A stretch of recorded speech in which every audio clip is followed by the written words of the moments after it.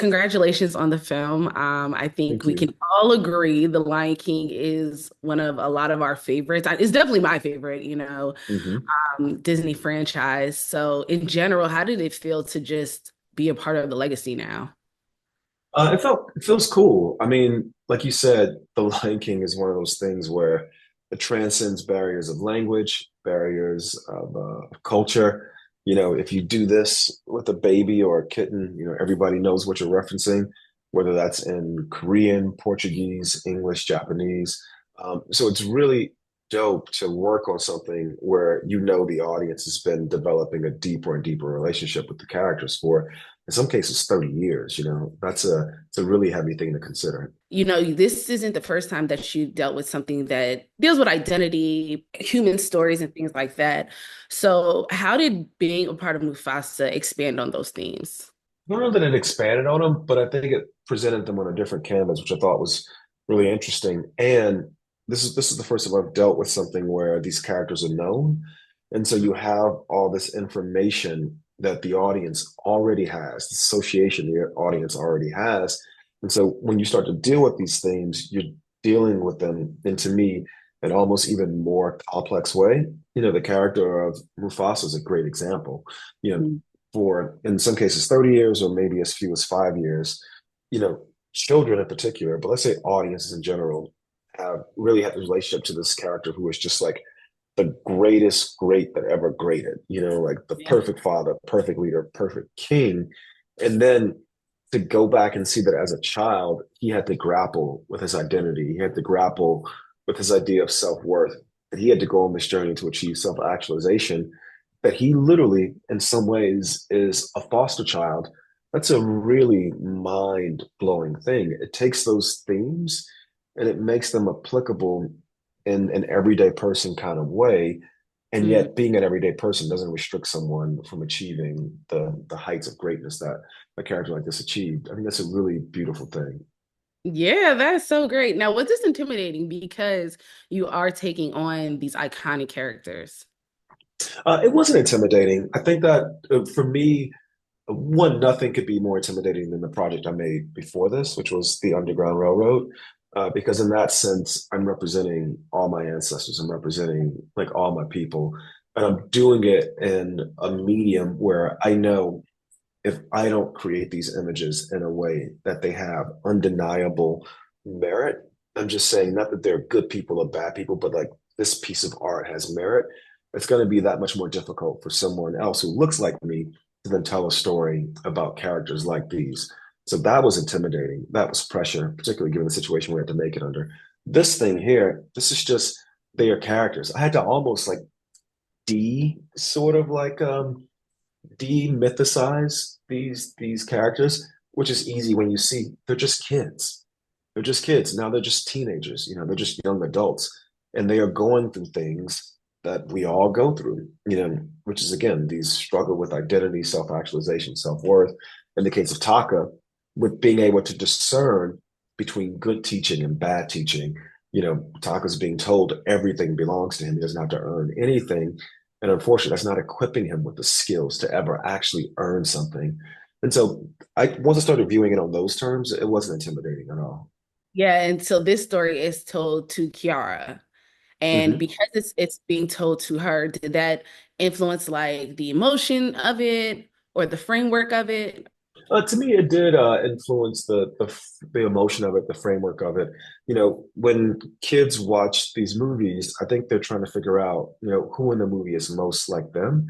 And I think the character Kiara was the youngest person in the film, and Blue Ivy is the youngest member of the cast, and she is in conversation most directly with the elder, of the characters, with the elder of the cast.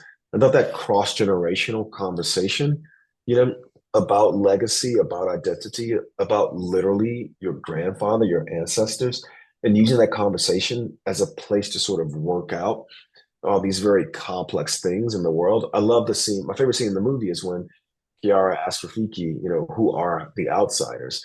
Because she's been listening to this story and now she's like, but I don't understand, why do they want to hurt everybody? To me, that's a really wonderful thing. It was one of those things that I thought, you know, you can do this in a few different stories, but The Lion King's the perfect story to have these kind of cross-generational conversations. Yeah, and it's so interesting. I never really thought of it as, she's speaking to an elder, like the eldest, and Hmm. she's the youngest. And, it's like those stories that your grandparents tell. So it's humanizing, even though, they're lions, but it's bringing a humanistic side to generation and your own family lineage and things like that. I hope so. I hope so. So speaking of Blue Ivy being the youngest, how was Mhm. her first time? Because this is her debut. But she did great. She was really wonderful. She was very, very prepared. I think she understood that she was the place in the film where young people were going to most directly see themselves. And yet she was also able to just be very present and not feel like she had to represent anyone. I think that, and also too, when you watch the movie, you're watching not Blue Ivy today. You're listening to her voice as like a 9 or 10 year old. It's like a very, very young person. I think the most wonderful thing about working with her was Beyonce and Blue Ivy would always record their work on the same day, even though they only have a very few scenes together.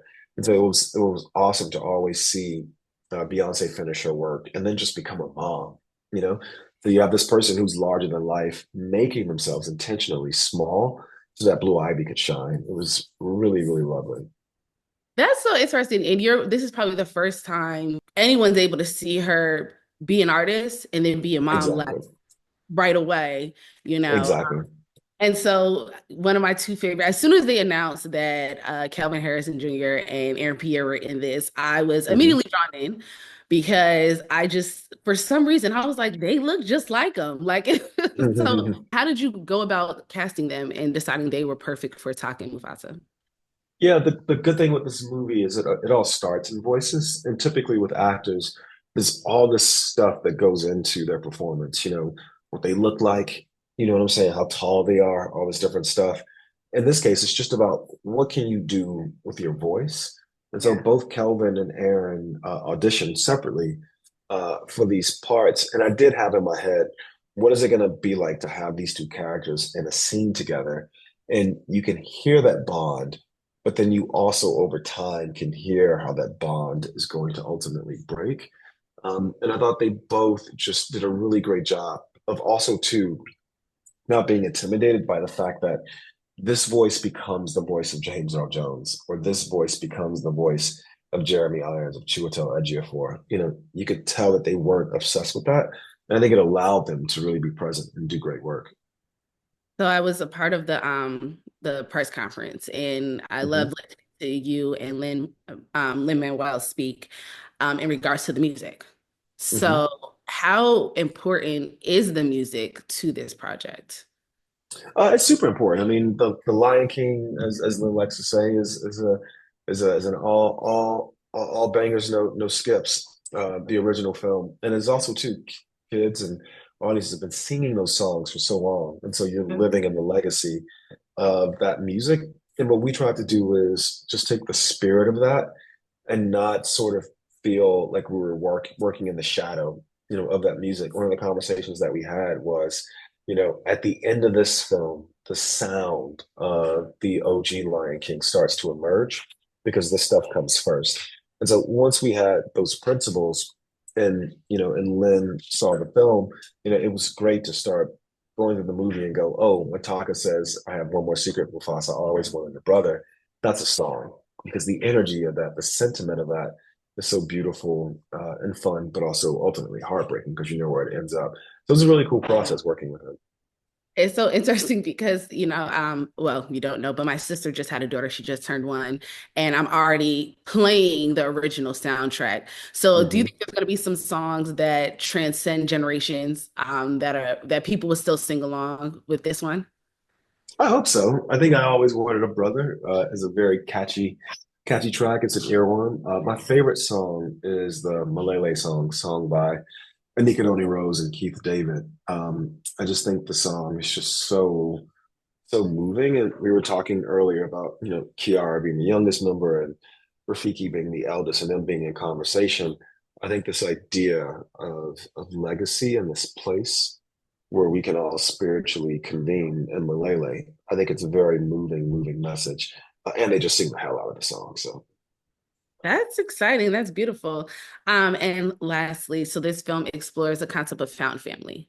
I mhm, think that's interesting. It seems like it's kind of a topic that's happening in the world in a sense. mhm. Um, and so, how do you think that that theme will resonate with today's world?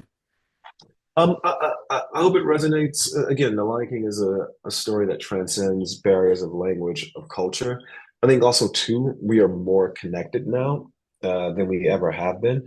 It's so much easier to be someone who's, sitting in California and you have friends in, I don't know, you have friends in London, you have friends in Bahia, you have friends, in Lisbon, you have friends in Accra, all these different places.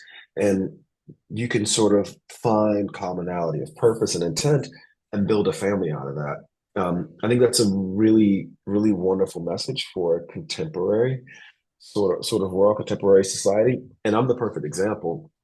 These movies that I make, I've been making with a found family. Joy McMillan, James Laxton, Adela Robansky, Mark Syriak, Mark Freeberg, all these people who I'm no blood relation to, and yet some of the most meaningful things I've been able to do in my life have been manifested through the collective of these people. And we love each other and we put that love into the work. So I think it's a really wonderful message that that is possible. Not that your actual family, Yeah. is not worthy of your love and your attention, but I do love that this character Mufasa, who again for 30 years we've known as just being undeniably great. That greatness was manifested out of all the teaching and the love he built through a found family. Oh, I love that. You seem like this movie really inspired you, changed you a little bit. Just the It did. journey. It Yeah. did, man. It did. And the journey is still ongoing. I think I had gotten into there was such a simple rhythm to my life before making this film. And now there's maybe a different rhythm, which is interesting. But there's no doubt that it inspired change, as you're observing. Yes. Thank you so much. I appreciate you taking the time to speak with me.